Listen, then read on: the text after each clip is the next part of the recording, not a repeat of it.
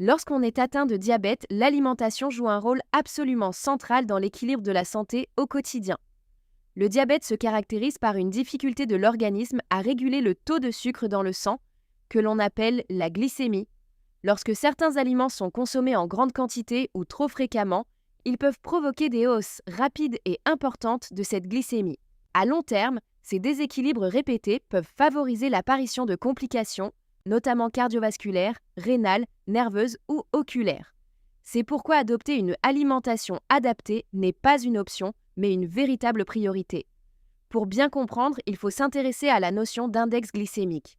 L'index glycémique, ou IG, mesure la capacité d'un aliment contenant des glucides à élever le taux de sucre dans le sang.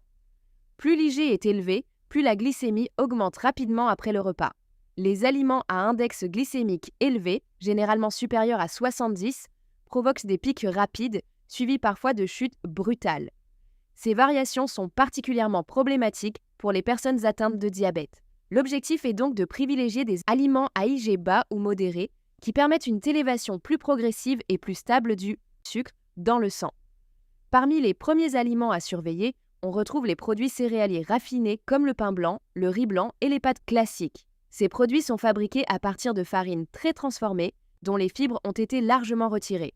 Or, les fibres jouent un rôle essentiel. Elles ralentissent la digestion et l'absorption des glucides, ce qui permet de limiter les pics glycémiques. En l'absence de fibres, les glucides sont absorbés plus rapidement, entraînant une hausse brutale du taux de sucre dans le sang. Remplacer le pain blanc par du pain complet, choisir du riz complet plutôt que du riz blanc, ou opter pour des pâtes complètes peut déjà faire une grande différence. Ces alternatives contiennent davantage de fibres et favorisent un meilleur contrôle glycémique. L'alcool est également un point de vigilance. Même si certains alcools secs semblent contenir peu de sucre, de nombreuses boissons alcoolisées, comme les bières, les cocktails ou les apéritifs sucrés, apportent une quantité importante de glucides. De plus, l'alcool peut perturber le fonctionnement du foie, organe clé dans la régulation de la glycémie. Il peut provoquer des variations imprévisibles du taux de sucre, notamment chez les personnes sous traitement. Il est donc recommandé de limiter sa consommation, voire de l'éviter, et de toujours demander conseil à un professionnel de santé. Les boissons sucrées constituent l'un des principaux pièges alimentaires. Les sodas, les boissons énergétiques, les thés glacés industriels et de nombreux jus de fruits contiennent de grandes quantités de sucre rapidement assimilables. Même les jus de fruits 100% pur jus, souvent perçus comme sains, posent problème. Lorsqu'un fruit est pressé, ses fibres sont en grande partie éliminées, ce qui accélère l'absorption du sucre. Résultat, la glycémie monte plus vite que lorsqu'on consomme le fruit entier. La meilleure boisson reste l'eau. Elle hydrate sans apporter de sucre ni de calories inutiles. Les infusions ou l'eau aromatisée naturellement avec des rondelles de citron ou de concombre peuvent aussi être de bonnes alternatives. Les fruits, justement, sont bénéfiques pour la santé grâce à leur richesse en vitamines, minéraux et antioxydants. Cependant, certains fruits sont plus riches en sucre que d'autres. La mangue, la banane très mûre, le raisin, les cerises ou encore les figues contiennent une quantité importante de glucides naturels. Cela ne signifie pas qu'ils sont interdits, mais qu'ils doivent être consommés avec modération. A l'inverse, les fruits rouges, les pommes, les poires et les agrumes ont généralement un impact glycémique plus modéré, notamment grâce à leur teneur en fibres. Il est conseillé de consommer les fruits au cours d'un repas plutôt qu'isolément, afin de ralentir l'absorption des sucres. Les céréales du petit déjeuner représentent un autre piège fréquent. Beaucoup de produits affichent des allégations nutritionnelles rassurantes, mais restent très transformés et riches en sucre ajouté. Commencer la journée avec un bol de céréales sucrées peut entraîner un pic glycémique dès le matin, suivi d'une sensation de faim quelques heures plus tard. Un petit déjeuner plus équilibré, comprenant des protéines, des fibres et de bonnes graisses, permet de maintenir une glycémie plus stable. Par exemple, des œufs, un yaourt nature sans sucre ajouté, quelques oléagineux ou une tranche de pain complet peuvent constituer une base intéressante. Les produits sucrés comme les confitures, les bonbons, les pâtisseries ou les sirops sont à consommer avec grande prudence. Même les sucres dits naturels, comme le miel, le sirop d'érable ou le nectar d'agave, restent des sources concentrées de glucides. Leur origine naturelle ne change pas leur impact sur la glycémie. Ils peuvent provoquer des hausses similaires à celles du sucre blanc.